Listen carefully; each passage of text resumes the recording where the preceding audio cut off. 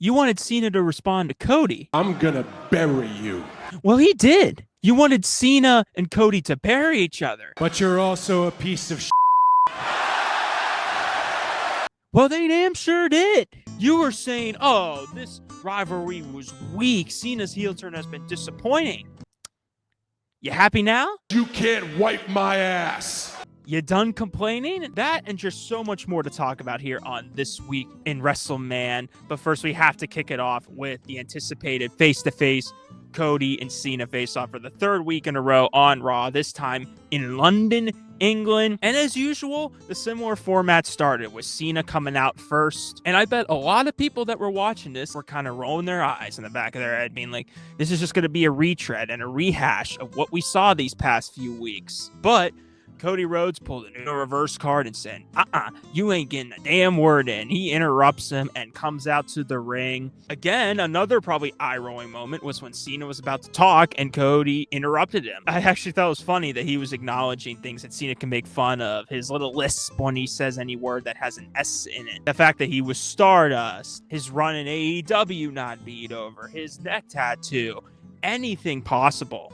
But finally, we got to hear Cena actually acknowledge Cody face to face. Now that Cena's back in the main event spotlight, it's immediately back to people on Reddit or Twitter or whatever. You know, the road to WrestleMania always brings out the best and worst in wrestling fans, myself included. We could be so highly critical, especially in the Triple H era, where I think expectations are as high as ever compared to the Vince era. I said this a couple videos ago. It is so hard to live up to last year's build, and even 2 years ago with the Bloodline stuff with Sammy and KO. And I understand we have the right to be critical, but at the same time, online fans could be so annoying about it. Just enjoy the product. Every Cena Cody interaction that's happened has been met with criticism and disappointment, and oh, this rivalry sucks, and WrestleMania 41 has been disappointing. Do you guys realize WrestleMania is not till April 19th, right?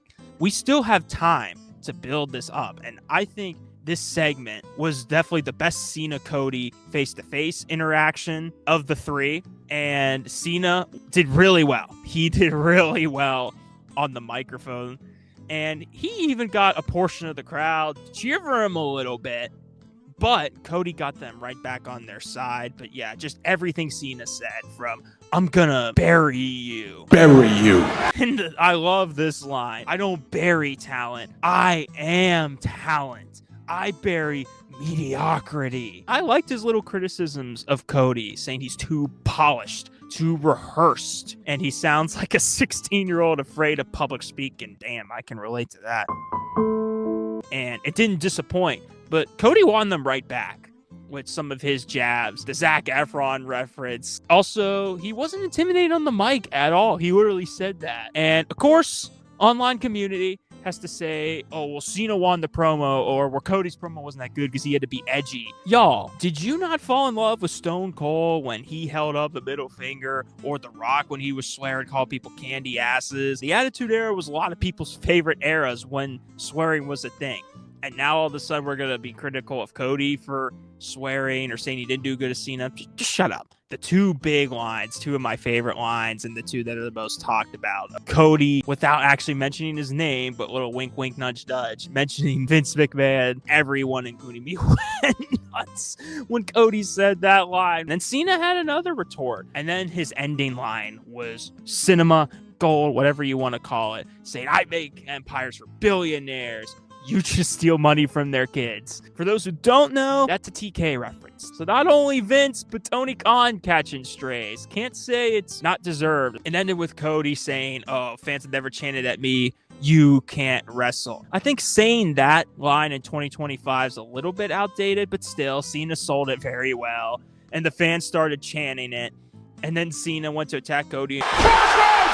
I'm hyped for their match. I know Cena, technically, this is his last advertisement on Raw. This is the last time, apparently, we're going to see him until WrestleMania 41. I don't believe that. I think we're definitely going to see Cena, ironically, that was cringe. But I think even in a non-advertised way, Cena's going to appear at least once or twice before WrestleMania. Also with the promo, I like that The Rock was finally acknowledged. Cody said, which one of us sold our soul to The Rock? So even if The Rock wasn't there or that Cena didn't mention him, at least he's a part of the story because they need to include him. He's a viable asset to this story. He's the one, the kayfabe, that convinced Cena to sell his soul. He's in charge of this new, apparently evil Hollywood faction. I hope we see him at WrestleMania. I believe we will. Knowing Cena's character, he's not going to let that crossroads sit before WrestleMania. He's going to get his in beforehand and just beat the holy hell out of Cody and get all that heat. Speaking of Rock and Cena and their faction, I want to speculate if there's a third man or possibly even more members to this faction. If it's actually a faction or if it's just Rock and Cena. I think there should be members, especially I think full-time members on the roster because it's no secret. Rock's not going to be here that often and Cena has limited dates. So I think we can elevate some wrestlers who might be stuck in the mud in the moment with their characters and storyline growth, add them to this faction and it can help them big time. I think one of the bigger names that I mentioned before is Drew McIntyre. I think he should be a part of this faction. It makes so much sense with the relationship he has with The Rock, with him joking around with him. By the way, that rivalry has exceeded everyone's expectations. It has been a hell of a feud. Great personal attacks and promos from both of them. I'm excited for the match. I didn't think I would be. We give Drew this win, possibly join up with The Rock and Cena, whether it's later at WrestleMania costing Cody or later down the line. I think he could use that to really just emphasize the heat that Drew's going to have in this new character. Another big name that I think could be the real shock factor is Seth Rollins. The ironic story of Seth being Cody's shield last year at WrestleMania, but this year being Cody's kryptonite and ended up costing him the title would be one of the more shocking moments of all time. And I'll do you one better. Seth joins up with Heyman. Yes, Paul Heyman, Seth Rollins, side by side. Heyman and Seth go with The Rock and Cena. Do you imagine the heat that they're going to get if Seth pulls a Shield 2.0 type of heel turn? Seth has kind of teased in his character a little bit of like bad guy tendencies. And we might as well transition right into that because Rollins, Roman, and Punk's contract signing was in Italy last Friday.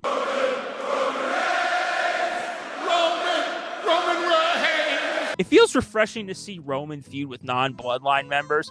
Obviously, the Bloodline story has been great, but I think we need to see Roman feud with guys that we haven't seen, such as Punk. And yes, we've seen Seth a million times, but more in a singles type of quality match. You know, Roman's he's acting like the cocky heel, but now everyone loves it. I like that we're still using war games for the story. Again, long-term storytelling matters in the Triple H era. But Seth basically blaming Roman and Heyman for Punk being here and just his hatred of Punk is just amazing.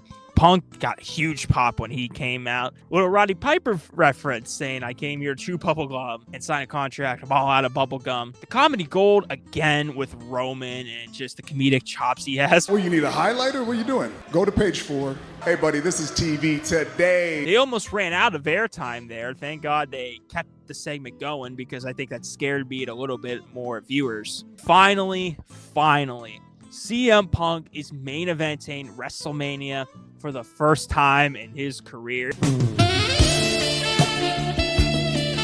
Yes, it's night 1 of WrestleMania, and a lot of people want to be like, oh, night 1 doesn't count. Night 2 is the only main event. Shut up. Yes, it is. Night 1 is a main event. Are we going to say Kevin Owens, Stone Cold wasn't the true main event? It was that disappointing Roman Brock match? Are we going to say Kevin Owens has never main evented WrestleMania twice? That doesn't count. Sammy's never main evented. AJ never main event against Taker. Are we going to say that? No, I doubt we're going to say it. Are we going to say Bianca and Sasha? Oh, that doesn't count for the woman? No, it's a main event.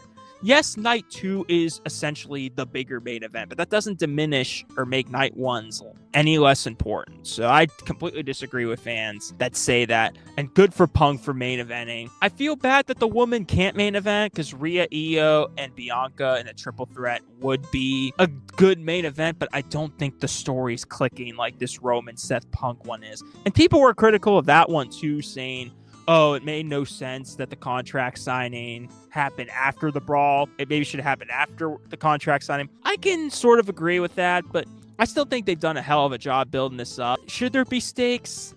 Maybe, but it's the 3 biggest stars in the company, and Heyman's a part of this. I don't think you need a winner need main events night 2 or winners the number 1 contender. I don't think that's necessary. I think just these 3 big stars and how over they are good enough to main event. I just think the story's better than the women's triple threat, and it deserves the main event. I'm all for women main eventing. I love it when women main event. These are the bigger stars, and this is the strongest story.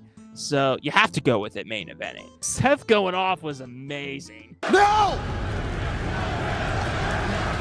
The final cliffhanger of Roman wanting Punk to acknowledge him. Just as we're about to go off air, Punk says, but that's not the favor I'm owed. Mic drop, fade to black. Incredible cliffhanger. What a fresh breath of air of a contract signing that for once doesn't end in a weird brawl. I'm happy it actually ended differently. And I'm very intrigued for what the actual favor is. Going back to Seth possibly joining Heyman, that's just fantasy booking. I think there's many possibilities here. I do think for certain Heyman's leaving and betraying Roman. I think that's given. If we want to present Roman more as like, not an underdog because he's dominant, but more as a babyface, he already has Azula Fall and Heyman back. He needs to have everything crumbling around him to make the support for Roman really go up. Heyman joining Punk would be amazing. Their chemistry back when Punk had that 434-day reign as champ in 2012 was amazing. But I feel like that's a little too predictable. I just think it'd be amazing if Heyman turned on Roman. You think, oh, he's with Punk. Punk's going to win or whatever. And low blows Punk, betrays him, and joins Seth in the ultimate betrayal. I think that would be more of a shocking WrestleMania moment. That's going to do it here for this week in WrestleMan. Have a good week, guys, and remember, it's always cool to be a wrestling fan.